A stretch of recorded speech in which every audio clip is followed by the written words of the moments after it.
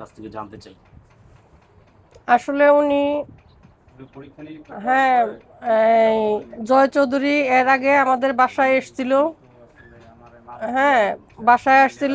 উনি আমাদেরকে আশ্বাস দিয়েছিল যে ওনার সম্পূর্ণ চিকিৎসা যেন সুন্দরভাবে হয়।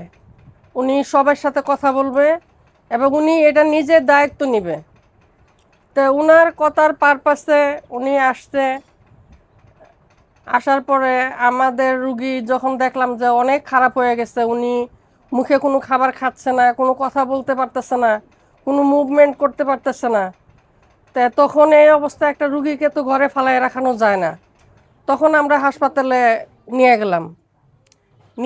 নিয়ে যাওয়ার পরে আমরা প্রথমে নিয়ে গেছি নিউরোলজিতে। ওইখান থেকে আমাদেরকে রিটার্ন করছে। রিটার্ন করার পরে আমরা কলমিটুলাতে নিয়ে যায় ভর্তি করছি।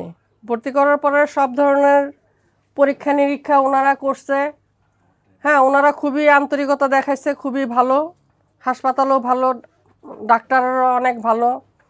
তো ওনারা পরে পরামর্শ দিল যে নিউরোলজির পরীক্ষাটা আসলে ইয়েতে কলমিটুলাতে নাই। ওনারা বলল যে হয় আপনারা পিজিতে, আর না হয় ঢাকা মেডিকেল ওনাকে নিয়ে যান চিকিৎসার জন্য। পরে আমরা 14 দিন থাকার পরে ঢাকা মেডিকেল পিজিতে গেছি। আমরা সিট পাই নাই, পরে আমরা ঢাকা মেডিকেল গেছি। মুগদা গেছি। হ্যাঁ, মুগদা গেলাম। মুগদা যাওয়ার পরে ওনার অবস্থা আরও খারাপ ছিল, অক্সিজেন ছিল না।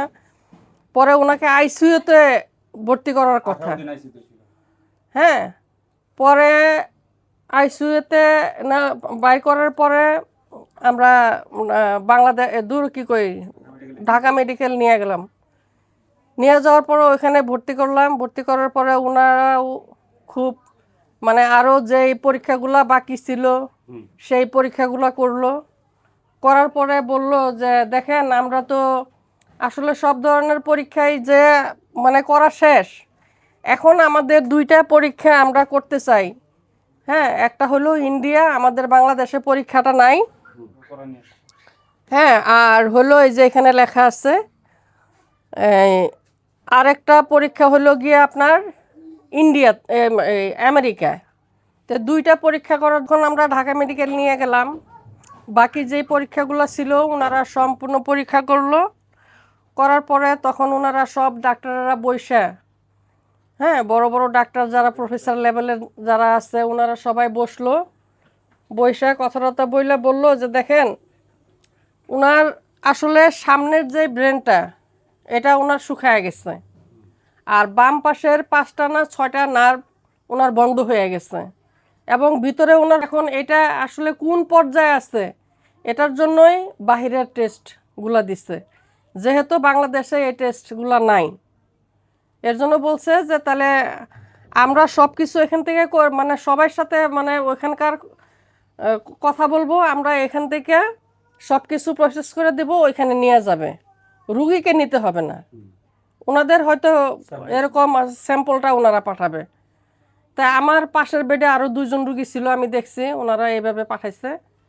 তা যাই হোক, এখন ওনার বলছে যে যদি ওনাকে মানে ওনারা যেটা সন্দেহ করতেছে এটা যদি হয় তাহলে ওনাকে সার্জারি করতে হবে।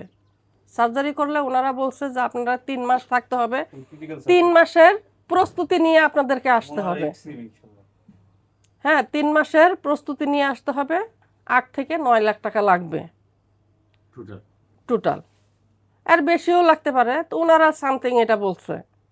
তো বলার পরে তখন বললো যে আপনারা এখানে তো আর থাইকা কোনো মানে লাভ নাই। হ্যাঁ, আপনারা তো আসলে দীর্ঘদিন অনেক দিন সাফার করলেন, মানে 1.5 মাসেরও বেশি আপনারা সাফার করলেন হাসপাতালে।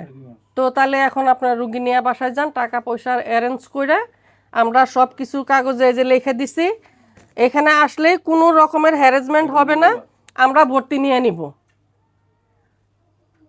কোনো জায়গায় দৌড়াদৌড়ি করতে হবে না, কোনো কিছু করতে হবে না। আসার এটা কাগজটা দেখাবেন, আমরা ভর্তি নিয়ে নিব। ওই যে এখানে এই যে